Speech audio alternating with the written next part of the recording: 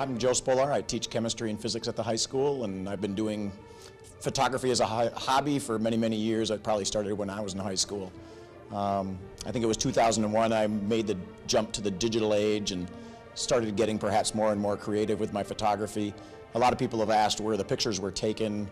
I would say if there's a common theme, a lot of them are up at our cabin up north in Wisconsin, and a lot of them, like the first series I'll talk about here, is right here in Middleton. But we put together a show. I have to thank Mr. Lute for helping me put it together. We kind of picked, they're all nature photography, and it has an abstract theme. I try to look for a unique eye and seeing things that other people don't see when I'm taking pictures. So I'll talk about just a couple of pieces. This first series over here is called Ice Series #1. There's no specific titles, but those are all taken here locally in Middleton.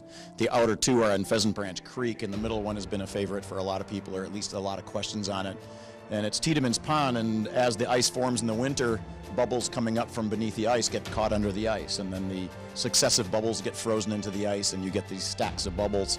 It's something that I look at every year pretty much as I go and try to take pictures and hope that the snow doesn't cover the ice too soon before we can get some interesting things in the ice.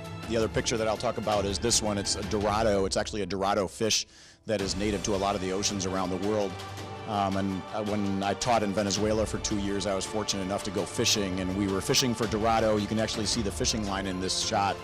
But the reason I like it is that most students look at it and think it's a painting, and I tell them, no, it's a photograph, and they say, no, it's a painting.